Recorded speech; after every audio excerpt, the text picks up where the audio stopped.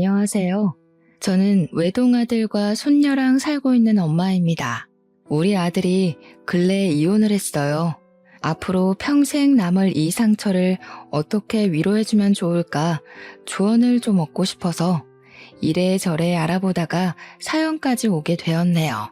저는 사별해서 남편을 잃었지만 영혼을 약속한 배우자와 갈등으로 인해 갈라져야 했다면 얼마나 상처가 크고 더 지옥 같을지 감히 가늠할 수가 없네요. 부디 제 사연을 들어보시고 마땅한 조언들 한마디씩 남겨주셨으면 좋겠어요. 이제 새 출발하는 우리 아들이 청취자분들의 조언을 새겨듣고 자기 딸을 위해서라도 마음속에 남은 쓰레기를 얼른 던져버리길 바랄 뿐이네요. 너무나도 어여뻤던 저의 며느리 이야기를 좀 해볼게요. 아들이랑 며느리는 대학교 때 만나서 만남을 쭉 이어왔습니다. 서로의 관계에 모난 곳 없어서 결혼까지 하게 되었는데요. 둘이서 꽤 오래 만났기에 저는 며느리를 일찌감치 알고 있었어요.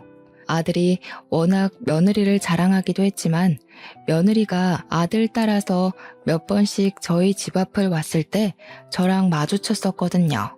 처음 마주쳤을 땐 너무 희고 고운 처자가 우리 집 앞에서 우리 집을 쳐다보고 있길래 어디 교회에서 홍보 오러 온 전도사 아가씨쯤 되는 사람인 줄 알았어요.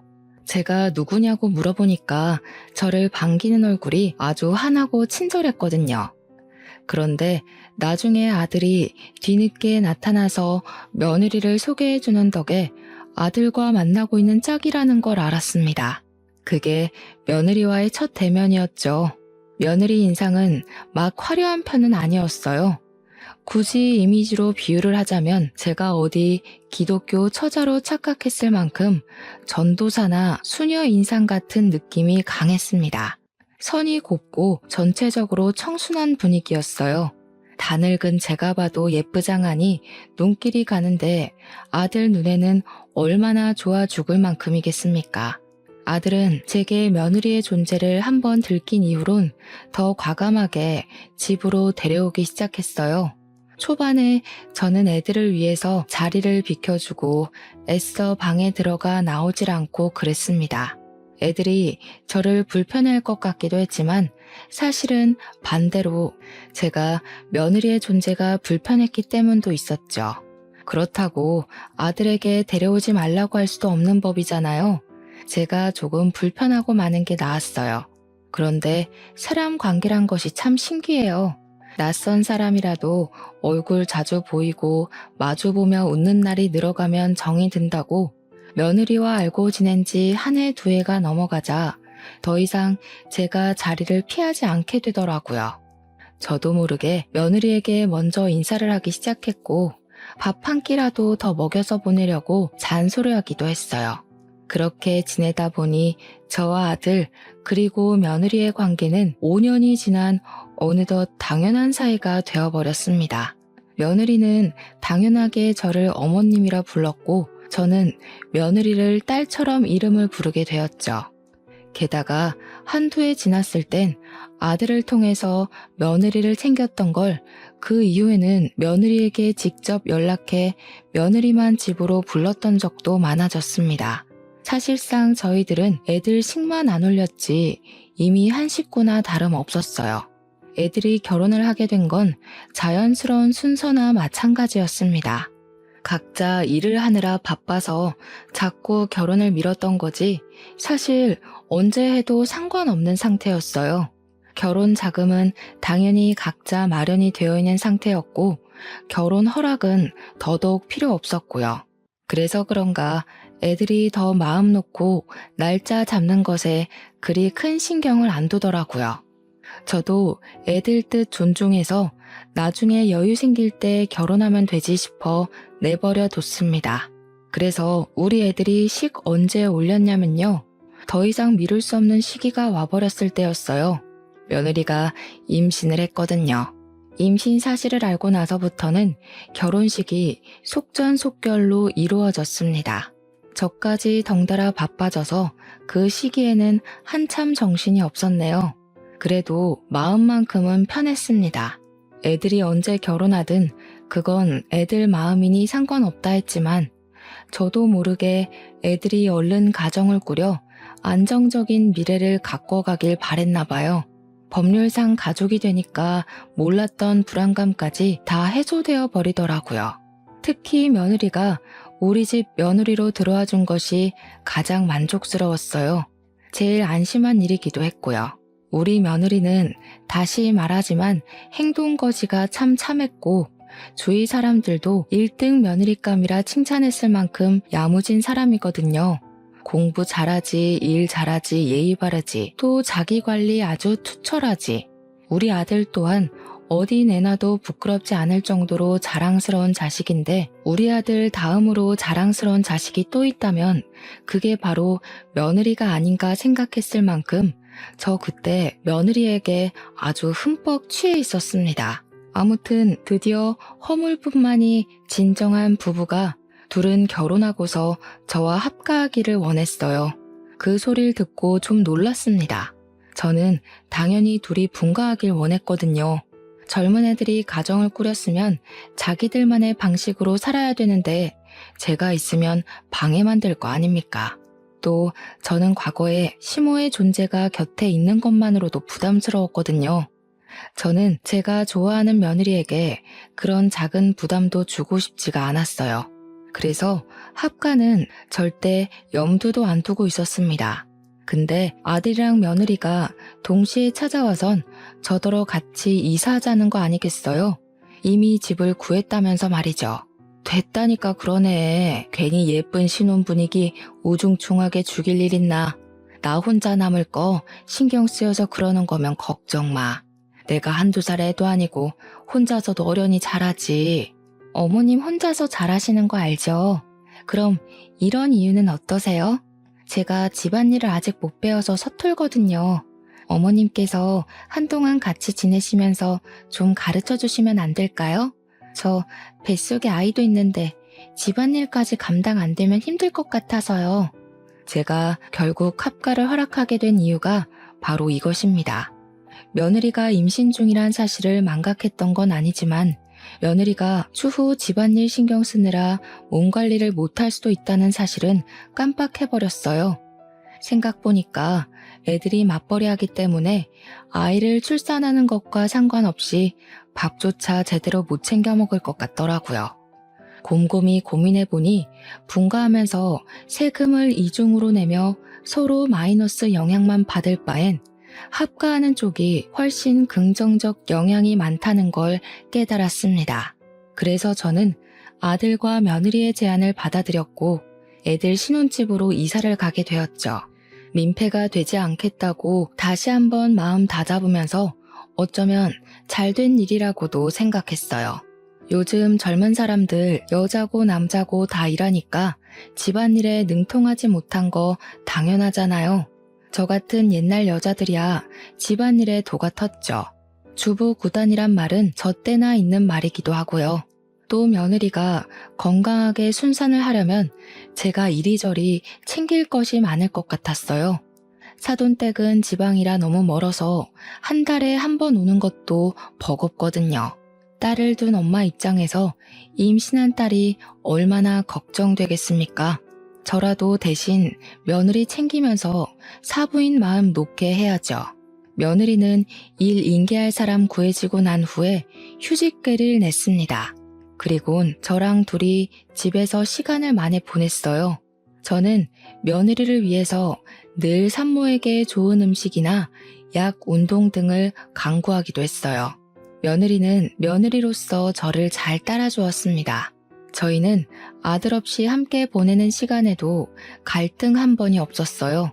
마음 잘 맞는 며느리를 만나면 이렇게 잘 지낼 수 있다는 걸 우리 며느리를 통해서 알았네요.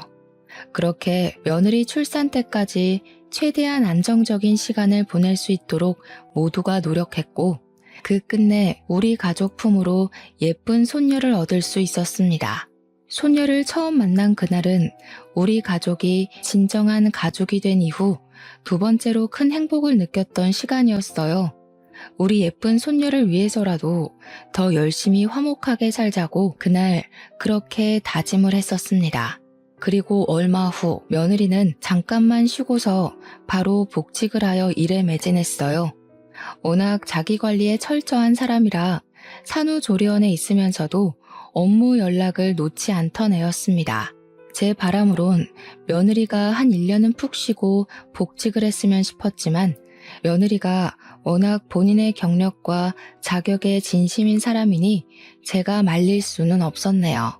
실제 며느리는 다음 해에 바로 승급을 했습니다. 승급을 하면 당연히 월급도 껑충 뛰어오르잖아요. 며느리의 성장은 집안의 경사나 마찬가지이니 저랑 아들도 며느리의 고생을 진심으로 축하해 주었어요. 축하 파티를 하겠다고 며칠 전부터 떠벌려놔서 그런지 며느리는 그게 다 저랑 아들 덕이라면서 비싼 명품 선물을 준비해 놨더라고요. 어머나, 내 분수에 뭐 이런 걸 봤니? 내가 뭘 한 게 있다고. 다 네가 잘해서 승진한 건데 괜한 돈을 썼네. 이런 거 돈 100만 원 하지 않아? 아직도 모르시겠어요? 어머님 안 계셨으면 저 완벽한 아내, 며느리 이런 거 아무것도 못 해냈어요. 어머님은 저한테 완전 신 같은 존재예요. 남편만큼이나 없어서는 안 된다고요. 제가 어머님한테 얼마나 의지하는지 알죠? 그렇게 생각해주니 내가 참 너무 고맙다. 내 노력한다고 하는데 안 사돈 만큼은 아닐 테니 항상 마음에 걸렸거든. 아무리 그래도 부모랑 떨어져서 남의 부모 모시고 사는 게 어디 쉬운 일도 아니잖아. 항상 신경 쓰였는데 네가 그렇게 말해주니까 체증이 확 내려간다. 저 엄마한테도 엄청 자랑했어요. 어머님이 엄마 같다고요. 그러니까 엄마가 어머님한테 너무 고마워서 다음에 인사 오겠다고 하던데요. 전 어머님한테 아무것도 안 바래요. 그러니까 지금처럼 저희 곁에서 오래오래 건강하게만 있어주세요. 제 어머님으로요. 알겠죠? 어쩜 말을 이렇게나 예쁘게 하는 건지 제가 며느리를 이뻐하지 않을 수가 없었습니다. 며느리는 제게 선물을 한 걸로 모자라서 잠자리에 들기 전 제 방을 찾아와 따로 용돈까지 줬어요. 그 봉투에도 꽤 큰 액수가 들어있었는데 저 깜짝 놀라서 며느리한테 이러지 말라고 돌려줬거든요. 그랬더니 며느리가 꿋꿋하게 쥐어주면서 손녀 봐주는 것이 고마워서 표현하고 싶은 마음이라고 하더라고요. 말리고 싶어도 역시나 며느리 고집 때문에 그럴 수 없었습니다. 며느리가 지금 안 받으면 제가 받을 때까지 쫓아다닐 거라고 하길래요. 그때부터 저는 며느리가 주는 돈을 받기는 하되 따로 모아놨어요. 정말 필요할 때 쓰고 싶었거든요. 혹시라도 며느리한테 급한 일 있으면 도와주고 싶기도 했고요. 어쨌든 갈수록 더 애틋하고 감사한 며느리의 마음에 화답하고 싶었던 저는 그 마음을 몸으로 때웠습니다. 아들뿐만 아니라 며느리가 끼니 건강하게 먹고 일할 수 있도록 식단에 특히 신경 썼고 집안일은 내 손에서 처리했고 예쁘게 낳아준 손녀까지도 애들 성가시지 않게 잘 돌봤죠. 남들이 봤을 때 가사 도우미냐 베이비시터냐 그렇게 볼 수도 있어요. 저는 우리 아들과 며느리가 저로 인해 편하게 일 보고 다닐 수 있으면 그것이 제가 할 수 있는 일의 최선의 일이라고 생각했습니다. 각자 맡은 바의 역할을 잘 해냈기 때문인지 우리 식구는 다 잘 지냈어요. 갈등은 당연히 없었고 가족으로서 적당히 어울리고 서운하지 않을 만큼 거리를 뒀었죠. 정말 다 좋은데 당연히 약간의 아쉬움도 존재했어요. 그건 며느리가 승급하고 나서 회식 많아지고 갈수록 일도 많아지고 퇴근도 늦어졌다는 건데요. 사실 높은 자리에 올라간 사람이니 당연히 바쁜 거잖아요. 이건 아쉬워도 어쩔 수 없다는 걸 알아서 그저 제 마음속에만 묻어두고 있는 점일 뿐이었어요. 그런데 딱 이대로만 쭉 지냈다면 저만의 아쉬움도 그러려니 하고 묻혔을 것을 하필 그 시기에 모든 게 들춰지고 말 계기가 시작되어 버렸습니다. 그 발단은 승승장구하던 며느리와는 반대로 우리 아들은 회사가 부도나 해고를 당했다는 거예요. 어쩔 수 없는 부당해고였죠. 그나마 다행이라고 볼 수 있는 건 며느리 덕분에 우리 집이 먹고 살기 어려운 형편은 아니었다는 겁니다. 아들은 해고를 당하고 한 일주일은 알아 누워 있었어요. 딸을 볼 낯도 없어서 밥상머리 앞에 제대로 앉아있지도 못했죠. 게다가 결혼하고 나서 끊었던 담배까지 다시 찾아서 피기 시작했습니다. 한날은 새벽에 화장실 가는 길에 베란다에서 기척이 들려서 내다봤는데요. 아들이 울고 있더라고요. 딸이 태어나고 난 후로는 한 번도 웃음을 잃지 않았던 아들인데 아무래도 청춘을 바쳤던 직장에서 부당해고를 당했으니 쉽게 일어설 수가 없나 봅니다. 아들만의 시간을 괜히 방해하고 싶지 않기도 했고 아들의 자존심을 지켜주고 싶어서 저는 그 모습을 모른 채 하고 돌아섰네요. 저도 그날 밤은 유독 마음이 편치 않아 뜬 눈으로 날을 보냈습니다. 제가 아들을 위해 할 수 있는 일은 더 아무렇지 않게 대하는 거였어요. 더 딸과의 시간을 보내도록 강요하는 거였고요. 허구한 날 방구석에만 있을 거야? 오랜만에 집에 주야장천 있는 건데 이때라도 네 딸이랑 놀아주고 그래라. 애가 아빠 얼굴도 까먹겠네. 일부러 아들을 더 타박하기도 했죠. 그럴 때면 아들은 어쩔 수 없이 방에서 기어나와 자기 딸을 한번 안아보곤 했어요. 우리 손녀가 참 장한 것이 울지를 않는다는 건데요. 누굴 닮아서 그런가 웃음이 많아요. 자기 아빠를 보고도 잘만 웃더라고요. 그것 때문에 아들이 딸을 보고 눈물을 못 참고 터트리는 걸 보고서 저는 자리를 비켜버렸습니다. 그리곤 며칠 뒤였어요. 아들이 갑자기 옷을 챙겨 입고 외출을 하더라고요. 딸과 인사 한번 하더니 저한테 아르바이트 다녀온다고 하는 거 아니겠습니까? 세상에 돈 벌 수 있는 데가 거기만 있는 것도 아니고 아르바이트 하면서 다른 직장 알아보려고. 나보다 나이 더 많은 사람들도 취업되는 데 정도면 아직 젊잖아. 아들이 딸이랑 시간을 보내더니 용기를 얻었나 보더라고요. 자식이 있어서 가만히 있을 수 없었던 아들은 끝내 배달 아르바이트를 먼저 시작했습니다. 자랑스러웠어요. 우리 아들이 한층 성장한 어른 같았고 한 집안의 가장으로서도 자격이 있는 것 같아 뿌듯했습니다. 그런데 며느리는 아들이 배달 일을 한다고 하니까 좀 못마땅했나 봐요. 어느 날 방에서 아들이랑 며느리가 처음으로 투닥거리는 소리가 들리더라고요. 제가 감히 끼어들 사이는 아니라고 생각했지만 대화 내용이 바깥까지 들려서 집중을 안 할 수가 없었습니다. 아무리 그래도 그렇지. 여의도 구간 도는 거면 나 회사 다니는 동네잖아. 우리 회사 사람들이 당신 알아보기라도 하면 어떡해? 당신은 와이프가 회사에서 창피당했으면 좋겠어? 내 생각은 안 해? 너네 회사 주소로 된 배달은 안 받으면 되잖아. 그리고 그 사람들이랑은 결혼식 때 한 번 봤는데 뭘 어떻게 알아본다는 거야? 우리 회사 사람들이 눈썰미 얼마나 좋은데 우리 청첩장 돌렸을 때 당신 얼굴 팔렸거든? 우리 집이 배달해야 될 정도로 어려운 게 아닌데 왜 뜬금없이 나서서 고생하냐고. 너무 안타까운 상황이라 생각했습니다. 어쩌다가 사이좋던 애들이 이렇게까지 싸우는 일이 와버렸는지. 부부 일에 이래라 저래라 참견할 입장이 못 되었던 저는 그저 손녀만 안고서 자리를 피할 수밖에 없었어요. 속으로 애들끼리 지혜롭게 관계를 잘 풀어나가길 빌 뿐이었죠. 그런 상황에서 갈수록 안타까운 건 우리 손녀였어요. 엄마라는 사람은 높은 직급이라 바쁘고 아빠라는 사람은 늦은 밤까지 아르바이트 뛰느라 바쁘니 우리 손녀가 시간이 지날수록 더 부모 품에 안겨보질 못하는 겁니다. 한참 중요할 시기인데 이래도 되나 싶어 저도 점점 마음이 조급해지더라고요. 손녀가 저를 좋아해서 울지 않는 건 다행이지만 멀리 생각해보면 이게 다행인 줄도 모르겠어요. 확실히 이때부터 저희 가족이 뭔가 잘못되고 있는 기운은 느껴졌습니다. 그렇게 어느 날이었어요. 우리 손녀는 9시가 되면 꼬박 잠을 잘 잤는데요. 그날은 다소 늦게 잤습니다. 거의 11시 다 돼서 잠이 든 걸로 기억해요. 그래서 제가 집안 정리를 좀 늦게 시작했었거든요. 그런데 한 1시쯤이었나?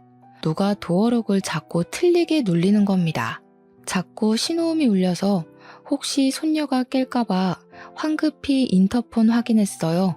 누구냐고 묻기도 전에 안에서 며느리 목소리 들리더라고요. 저는 바로 나가서 문을 열었습니다.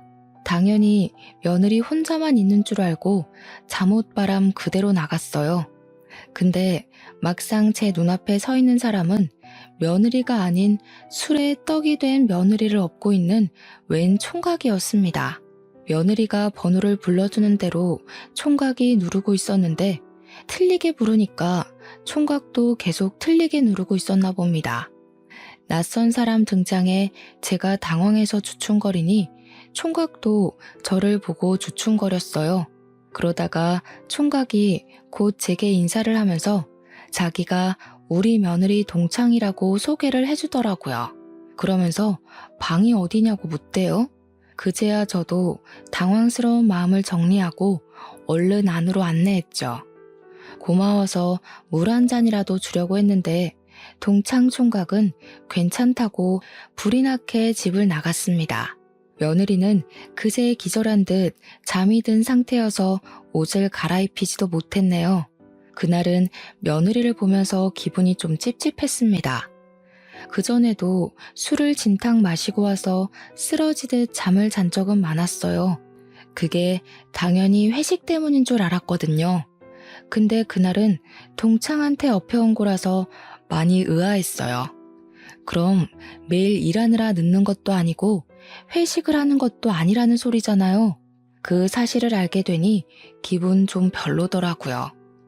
자식이 없는 여자도 아닌데 퇴근 일찍 하면 딸이랑 시간 보내러 집에 좀 올 것이지 겨우 생긴 시간마저 동창이랑 술 약속으로 보내버리다니. 제 입장에선 좀 많이 서운하고 이해하기 어려웠습니다. 그래서 다음날 아침에 일어난 며느리에게 물을 수밖에 없었어요. 며느리는 어제 입은 옷 그대로 얼굴 정리도 안 하고 나와서는 물을 마시더라고요. 거실에서 제가 손녀 밥을 먹이고 있었는데 그건 하나도 궁금하지 않는 태도였습니다. 그저 자기 배만 문지르면서 국 하나만 끓여주면 안 되냐고 저한테 부탁하더군요. 무슨 술을 그렇게 먹었니? 듣자 하니 동창이랑 만나서 술 한잔 한 것 같던데. 그날은 일이 일찍 끝났던 거야? 그럼 다른 약속 잡지 말고 집에 오지 그랬어. 아, 어머님 들으셨구나. 일이 일찍 끝났다기보단 동창이 저희 회사랑 계약한 하청업체 직원으로 있더라고요. 반가워서 따로 만났어요. 앞으로 잘 부탁한다고 인사도 할 겸요. 그러니? 일 얘기했다면 뭐라고 못하겠다만 아무리 그래도 그렇지. 애엄마인데 술이 떡이 돼서 외간 남자한테 업혀오는 건 좀 아니지 않나 싶다. 그러다 무슨 일 생기면 어쩌려고 그래. 아이 엄마가 조신하지 못하게. 어머, 제가 그랬나요? 죄송해요. 한 번도 그런 적은 없었는데. 오랜만에 동창 만나서 저도 모르게 너무 애처럼 굴었나 봐요. 정말 죄송합니다. 며느리는 당황하면서 제 앞에서 고개를 숙였습니다. 자신의 실수를 전혀 기억 못하는 얼굴이었어요.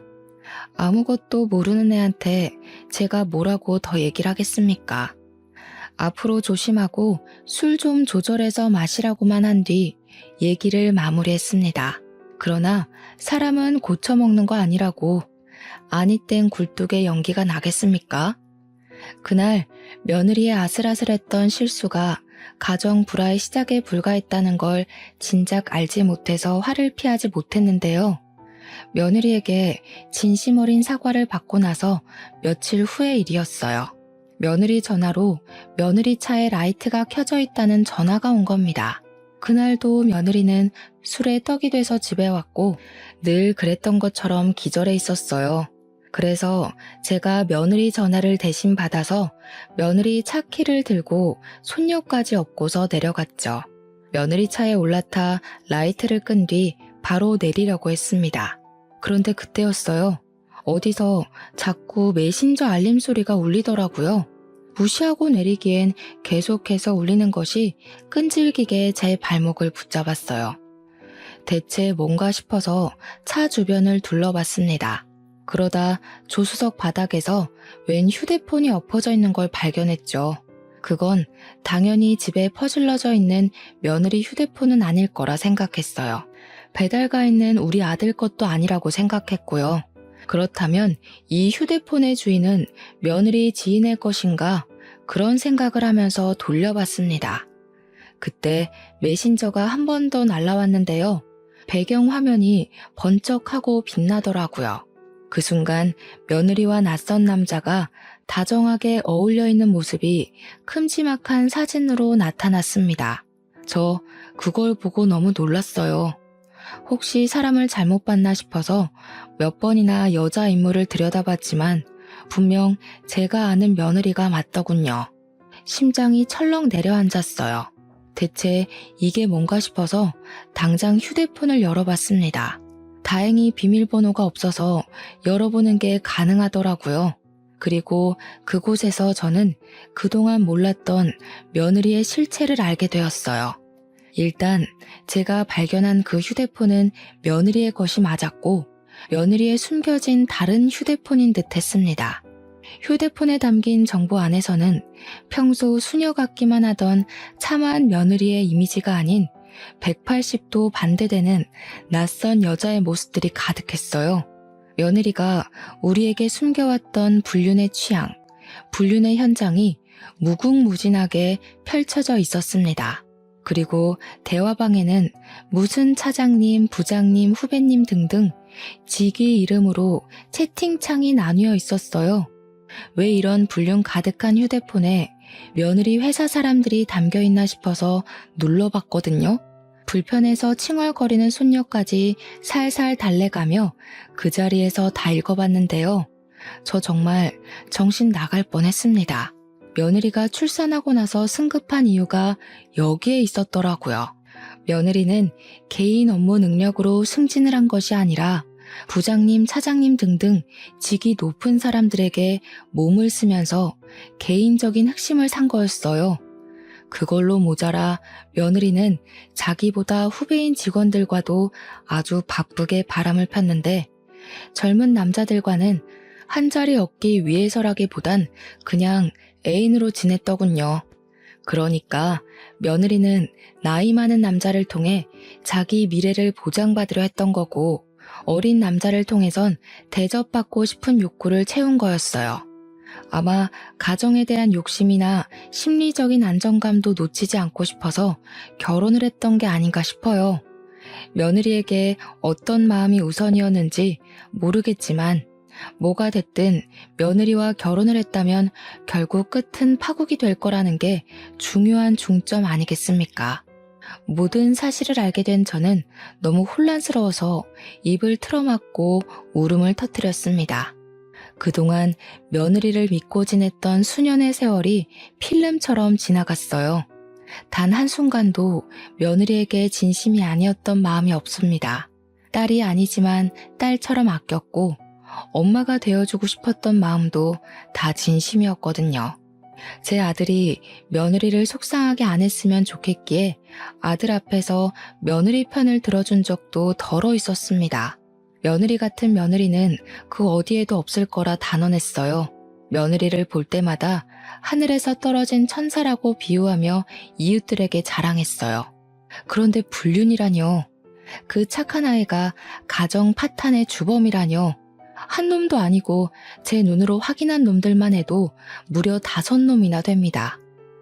며느리에게 상간남이 있다는 것도 충격인데 한 번에 발견된 놈이 5명이나 될 때 다들 기분이 어떠시겠어요?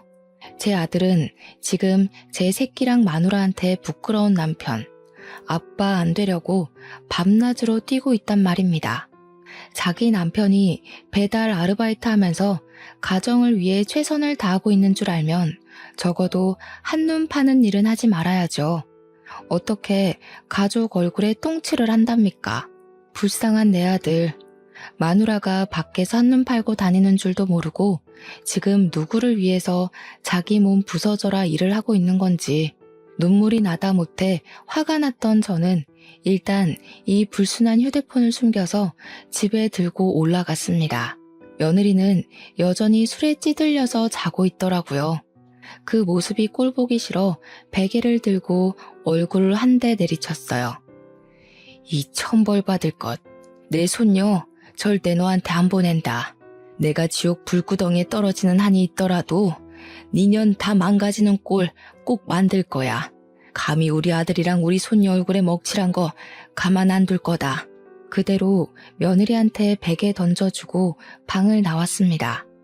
술에 취해서 아무것도 모르는 걸 알기 때문에 과감하게 저질렀던 행동이죠. 예상대로 며느리는 아무것도 모르고 아무 일도 없었다는 듯 고상한 척하며 출근을 했습니다. 저는 평소처럼 며느리의 식사를 챙겨줬어요. 일단 이 사실을 어떻게 해야 할지 몰라서 티를 내지 않기로 했거든요. 아들한테 말을 하고 싶은데 혹시라도 아들이 이 사실 알고 상처받아서 나쁜 선택이라도 할까봐 이걸 밝히는 게 맞는지 아닌지 고민이 되더라고요. 한참 생각하다가 결국 결정한 것이 전문가의 도움을 빌리는 게 좋겠다는 거였는데요. 저 여태 며느리가 줬던 용돈 안 쓰고 모으고 있었거든요. 그걸로 며느리를 위해서 나중에 쓰려고 했다 했잖아요. 아무래도 변호사를 선임해야겠다는 생각이 들더라고요. 저는 바로 변호사 사무실을 알아봤고 제법 유능한 사람으로 구해서 찾아갔습니다. 제가 갖고 있는 증거물 제출했어요. 무려 5명이나 되는 며느리의 상간남 존재에 변호사도 놀라더라고요. 변호사 말이 사실 이 정도면 굳이 몰래 소송하지 않더라도 며느리가 맞고소할 수 없다고 확언하는 겁니다. 전문가 말을 들으니까 너무 안심이 되었어요. 그제야 저는 용기 내어 아들에게 알리기로 했습니다. 엄마는 아들 선택에 맡길 거야. 그런데 아들, 네가 딸 생각한다고 이혼을 보류하는 결정은 안 했으면 좋겠어. 아이한테 엄마가 필요한 건 맞지만 사실 그런 엄마는 필요 없는 데다가 걘 한 번도 우리 손녀한테 엄마 노릇을 해준 적이 없어. 아들이 제 조언을 제대로 들었는지 모르겠지만 아들은 며느리 불륜 사실에 상당히 괴로워했습니다. 자신이 부당해고를 당했을 때보다 훨씬 더 말이죠. 다행히도 제가 부탁하고 사정하는 탓에 아들이 며느리한테 불륜 사실을 아는 채는 안 했어요. 그저 며느리 얼굴을 제대로 못 보거나 말 섞는 걸 자제했을 뿐이었습니다. 아들의 이혼 고민이 늘어갈수록 아들의 차가운 반응도 늘어가니 그에 따른 며느리의 불만 또한 같이 생길 수밖에 없었는데요. 하루는 며느리가 출근 전 제 곁에 와서 아들 흉을 보며 툴툴거리더라고요. 아무래도 취업이 잘 안 돼서 더 까칠해진 것 같죠? 그냥 집에서 쉬라고 해도 하여간 말을 안 들어요. 대체 누구 고집을 닮은 건지. 어머님이 나중에 다시 한번 말 좀 해주세요. 오토바이 그거 위험하기도 하잖아요. 창피해서 그런 거 아니고. 됐다. 취업이 안 되면 예민해질 수도 있지. 가족이라도 이해해줘야지. 안 그럼 어디 마음 기댈 곳 있겠어? 가족이라면 그런 의리는 있어야 되는 거 아니니. 저도 모르게 그날 난생 처음으로 며느리에게 퉁명스러운 말씨와 대답이 나가버렸어요. 며느리는 한결같았는데 제가 달라져 버린 거죠. 그냥 며느리 실체를 알아버리니까 감히 가족 내다버린 년 입에서 우리 아들 욕이 나오는 게 듣기 싫더라고요. 며느리도 제 기분이 안 좋은 게 느껴졌는지 당황하면서 어색하게 웃었어요. 제 눈치를 보더니 그 순간만큼은 더 순한 양처럼 행동하다가 출근했습니다. 그리고 그날 저녁이었어요. 적어도 아들이 한 달 정도는 생각할 시간을 가질 줄 알았는데 아들이 며느리의 실체가 담긴 폰을 들고 제 방으로 오더니 직접 소송장 준비하겠다고 하더라고요. 제가 휴대폰을 아들에게 줬거든요. 며느리를 용서해 줄 거면 네 손으로 직접 증거물 없애라고 말이죠. 그랬더니 아들이 도무지 며느리의 이중 생활을 눈 감아줄 수가 없었나 봐요. 저는 아들의 결정에 얼마나 가슴을 쓸어내렸는지 모릅니다. 안아서 장난감 물고 있는 손녀를 안으며 제대로 큰 결심을 했어요. 그리곤 바로 아들한테서 며느리 폰을 받아서 며느리 폰에 저장된 불륜남들에게 다 연락을 돌렸습니다. 후배 직원 1명 말고는 나머지 4명은 유부남이더라고요. 그래서 더 쉬웠어요. 그들에게 가정이랑 직장에다 불륜 사실을 소문내겠다고 하니까 고민도 안 하고 당장 며느리를 손절하겠다면서 벌벌 떨대요. 가정 깨지는 게 무서우면 부정행위를 저지르지 말았어야 하는 거 아닙니까? 정말 며느리나 상간남들이나 한심하기 짝이 없더군요. 어쨌든 저는 상간남들에게 개인적으로 부탁했습니다. 며느리랑 그 후배 직원 둘만 싸잡아서 불륜 커플로 사내에 소문을 퍼뜨려주라고 내가 보내주는 사진까지 첨부해서 말이죠. 그랬더니 가정이랑 자신들의 직위는 지키고 싶었던 4명의 상간남들이 손수 며느리와 그 후배 직원을 묶어 회사에 퍼뜨리기 시작했어요. 고위직급이라 그런가 행동 빠르고 지시가 빨라서 회사에 소문 퍼지는 건 시간 문제더라고요. 며느리가 출근한 아침에 연락했는데 그 몇 시간 만에 난리가 난 것 같았습니다. 그 사실이 퍼지자 회사에 붙어 있을 수 없었는지 며느리가 결혼하고 정말 오랜만에 대낮에 집에 온 거 아니겠어요? 오늘 몸이 안 좋아서 좀 일찍 왔어요. 저 좀 쉴 테니까 저녁 때까지 깨우지 마세요. 몸이 아파서 왔다는 우스운 핑계를 대는 며느리 앞을 아들이 막아섰습니다. 그리곤 아들이 며느리 얼굴에다 소송장을 집어던졌죠. 아내라는 사람이 이렇게 유명한 사람인지도 모르고 내가 아주 입이 마르고 닳도록 자랑하고 다녔네. 언제까지 뻔뻔할 생각이야? 당신 제정신이야? 왜 얼굴에 던지고 그래? 이게 뭔데 그래? 며느리는 얼굴에 얻어맞은 소송장을 주워들더니 그걸 읽으면서 점차 표정이 굳어갔어요. 이혼 사유는 네가 제일 잘할 텐데. 이미 회사에 소문쫙 퍼졌잖아. 변명할 여지가 없을걸? 오늘은 한 놈이랑만 퍼졌겠지만 다음 주는 2번째 놈도 터질 거야. 그리고 그 다음 주는 3번째를 터뜨릴 거고 그 다다음 주는 4번째를 터뜨릴 거지. 끝이 아니더라. 5번째까지 네가 오래오래 쓰레기로 기억되게 질질 끌면서 터뜨릴 거야. 이제 상황 파악되니? 아들의 도발에 며느리는 순식간에 사색이 되었습니다. 우리가 모든 걸 알고 있다는 생각은 못했었나 봐요. 자기의 실체가 들통나자 더 이상 발뺌 안 하곤 아들 앞에 바로 무릎을 꿇더군요. 갑자기 사죄까지 하기 시작했어요. 나 빨리 승진해서 우리 식구 잘 먹고 잘 살게 하려고 그랬던 거야. 우리 식구 부자 되면 이 사람들 다 청산하려고 했어. 당신한테만 정착하려고 했다고. 어머님은 제 마음 아시잖아요. 제가 어머님한테 돈 많이 드렸잖아요.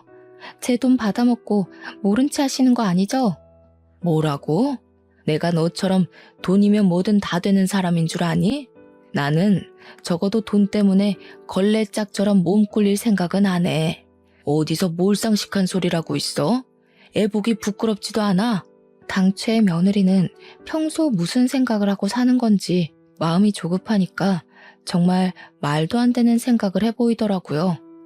자기 자식보다 자기 앞날을 더 중요시 여기는 태도를 보였는데요. 아직 엄마 소리도 못하는 아기를 가리키면서 울분을 토하는 겁니다. 저 조그만 게 알면 뭘 한다고요. 먹고 울고 똥만 싸는데 솔직히 아직까진 짐승이랑 똑같은 거 아니에요? 쟤만 아니었어도 이 지경까지 안 왔어요. 이렇게 급하게 결혼도 안 했을 거라고요. 너무 황당한 말이지 않습니까?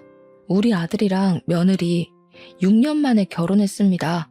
그 정도면 급하게 결혼한 것도 아니거든요. 심지어 임신 안 했다면 그 기간이 더 길어졌을 수도 있다고요. 게다가 어떻게 자기 자식더러 짐승이라고 얘기를 할 수가 있나요? 저는 오히려 그렇게 얘기를 하는 며느리가 더 짐승 같아 보여서 결국 못 참고 며느리의 귀싸대기를 날렸습니다. 그런데 그때였어요. 며느리의 망언에 아들은 저랑은 다른 뭔가를 깨달았나 봅니다. 갑자기 며느리 멱살을 잡더니 충격받은 얼굴을 하는 거 아니겠습니까? 그리곤 아들이 내뱉는 말에 저도 입을 틀어막고 말았어요. 애 아니었으면 결혼 급하게 안 했을 거라는 게 무슨 말이야. 설마 혜율이 우리 딸 아니야? 아들이 콕 집어 얘기를 하자 며느리 표정이 세차게 흔들렸습니다. 그리곤 당황한 며느리가 뭔 개소리냐며 생전 우리 앞에서는 안 쓰던 은어까지 쓰기 시작했어요.